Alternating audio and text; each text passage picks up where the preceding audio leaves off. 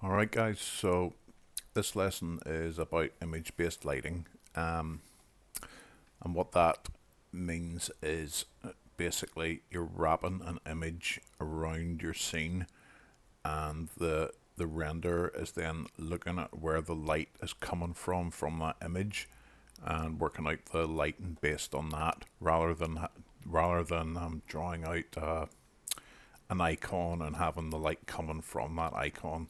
It comes from everywhere. If the image is bright, you get a lot of light from that direction. If the image is dark in the other direction, well then not much light comes. Okay. Uh, so what we've got here is a really simple scene with a few objects and a ground plane, and I've got one single material here made up as a physical material. It's just not quite white, but quite high up. Okay, quite a light white.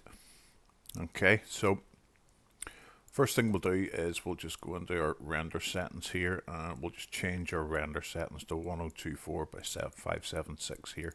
This will give us a nice fast render, nothing but not too small. Our Arnold render, I'll just switch it back to the defaults here. Okay, so let's just position these a little bit better and hit render, and let's see what we get. Just a minute here, I forgot to put that material on that object. Let's just hit render again. Right, so there's the scene with our white material on each object here. Okay, there's a slight shine on the objects here, but there's not really much to reflect because the floor plane's white, everything's white, so we're not really seeing much reflection here, and we won't until we change the type of material and or the lighting. Okay, so what we do is we go and find an appropriate HDR image to light our scene. Now, where do we get those? If I go to this site here called Polyhaven, let's just come back out here.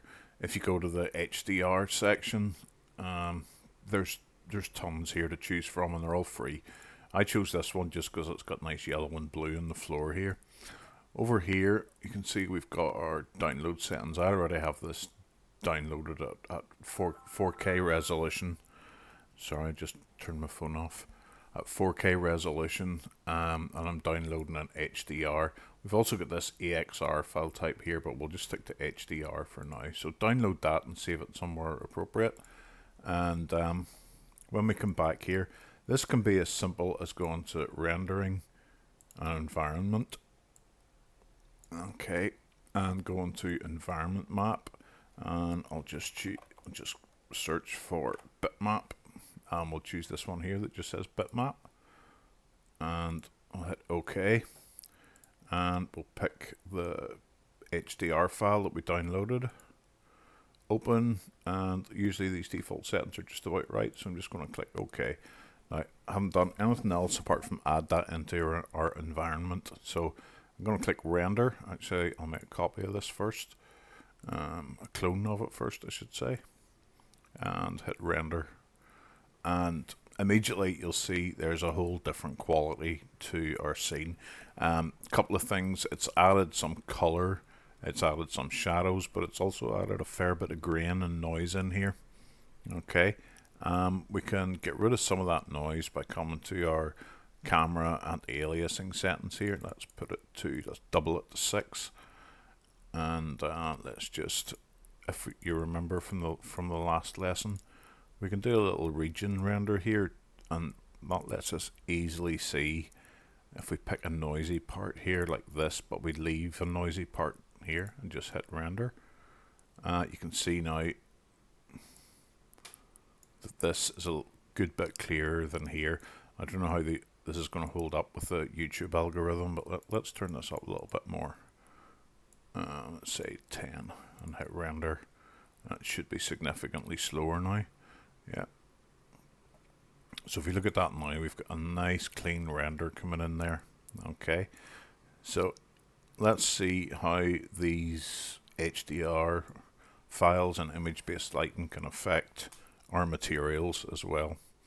So if I come to another material slot here, now remember, if your material editor looks like this, all you have to do is come up to modes and go to compact material editor. Okay, I'm still on this physical material. Every slot here has got a physical material.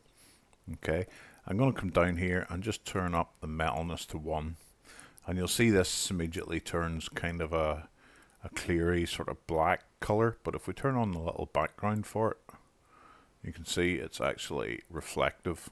Okay, and let's turn its roughness up very slightly. That's probably too much, let's say 0.05. Okay, now I'm going to take this and drop it on my teapot and hit render. Okay, and now what we've got is a chrome teapot. Okay, so because I've turned the metalness up to 1, that makes it, 100% reflective. Our roughness is slightly just above 0, so that gives the not a perfect chrome, but a little bit of blur to the chrome. Okay, let's take another sphere here, and we'll put it on, another material, and we'll put it on the sphere. Now, what's happening here is that I'm getting a little dialogue popped up, so let's just go through what that is. So it's saying that the material with the same name already exists in the scene. Do you want to replace or rename? That's because 2 materials in here have the same name, and the computer will get confused over those. So I'll rename this and just call it glass. Okay. I'll have to pause there for a second. I've got somebody calling at the door. Okay, sorry about that. Large break for me, but not for you. Okay, where was it? Yep. Okay, we were going to make this into a glass material here. So I'm going to turn on the little background slot again here, and I'm going to come down and let's take a look at where we give it some transparency. Okay, so if we look here, we've got a transparency setting. Right, so let's just turn it up to 1. Okay, and I'm on the right one here. Transparency is at white, and that should be on that sphere. Just select the sphere, yep, just hit render. Okay, now I forgot to turn my samples back down, so that's going to take like, it's not too bad, I'll let it go. And we have glass here and chrome here, so that's quite a clean render.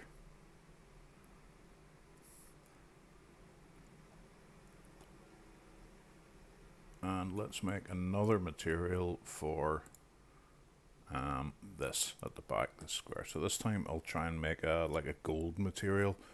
Now we could come to here and just choose, I'm assuming there's going to be gold down here, so there's gold. Okay, just use the preset and drag it on, and this time I will edit my region just to do this portion here, and I'm also going to turn the quality back down to about 6, so that it just doesn't take quite as long.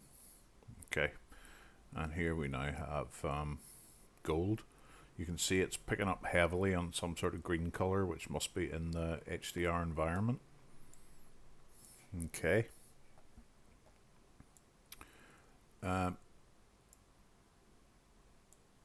Let's take a look at the chrome material here as well. So this is our chrome here, and let's turn this roughness up to say 0.5. Let's render this now just so you can see really clearly what the roughness does. It's now turned our chrome into something maybe looks a little more like aluminium or something. Okay, so let's just turn that environment map off for now. It's just the same as, we could just right click and go clear, but I'm just going to turn it off and render again, and we're now back to our default lighting. And this looks grey black because around our scene now is, let's just open up the parameters here, is this color here. Okay, if there's no environment map, we get this color. So if I change that color to red and hit render, everything gets a red tone. Let's turn it down to a really light pinky color. You can see, let's just turn that off and render the whole thing. We've got a slight color cast all over it here. Okay, and let's just make that not quite as rough. Let's say 0.2. Hit render. Okay, so it's not great having just a color in the background. You shouldn't really be rendering like that at all. Let's just cancel that. So we've our map turned off, so we've got this color. So instead of using a map in the environment slot, what we can also do is come to our lights, and in Arnold, which is the renderer we're using, Arnold light, and I'm just going to single click and then come to the modify panel, and down here you can see all the parameters we've got for an Arnold light. And normally when you create one of these, it'll probably be set to color here. Okay, so let's just hit render, and we should have no color at all apart from on the gold. Okay, again, not ideal. It's just white light from all direction. There's no tone to it. It's not a very nice image at all. So let's just cancel that and switch to texture here. So I'm going to click where it says no map, and it'll pop up our material map browser. And again, I'll just type in bitmap and choose this bitmap here. Okay, and I'll pick my wrestling gym and hit OK and OK. Now, this will not work properly just like this. Okay, it's using the wrong mapping coordinates for a light. Okay, it's set to screen mapping, which basically means the screen gets one copy of the image across there. It's not wrapped around our scene like we'd want it to be. So what we can do is we can take that map from here, click and drag, and bring it into our material editor and just let go. I'm going to choose instance because any changes that I make to the texture in here will also be applied to the texture that's in here, and that wouldn't be the case if we chose copy. Okay, it would be completely independent and we'd be twiddling with parameters all day and nothing would happen. So I'm just going to click OK, and you can see what I'm talking about here. These are the mapping coordinates. It was set to texture. I'm going to switch it to environment and change it to spherical environment, and now it looks completely different. Okay, and what we can also do now, and I'll show you once this render finishes, in fact I'll just cancel it. Okay, what we can also do is we can adjust its offset here, so we can actually look around this image and choose what direction we want the light to come from. In actual fact, I'll do a full render here at a slightly lower quality, and we'll compare the two. So here is render at default settings. I switched all these back to normal. Let's just close this one and make a clone of this one. Okay, and let's just change the offset to 0.5. So we basically did a horizontal flip on the image, and let's hit render now. And you can see now a different portion of the image is getting reflected on the teapot and refracted through the glass and reflected on the gold here. Okay, you'll probably not want to adjust the V settings too much, or you'll end up with, you know, the bottom of the image at the top of your environment and vice versa. So you really probably wouldn't want to do that. We can come down here and look at output, and we can change its output amount. Let's say we change it to 3. You can see immediately our image got brighter here, and this will brighten our image here as well. Way too bright. Okay, let's just turn that down to 1. We could also adjust its brightness here. Say 5, render. Way too bright, totally blown out. Okay, let's change that back to 1. We could also darken it, say 0.2. Let's just render that.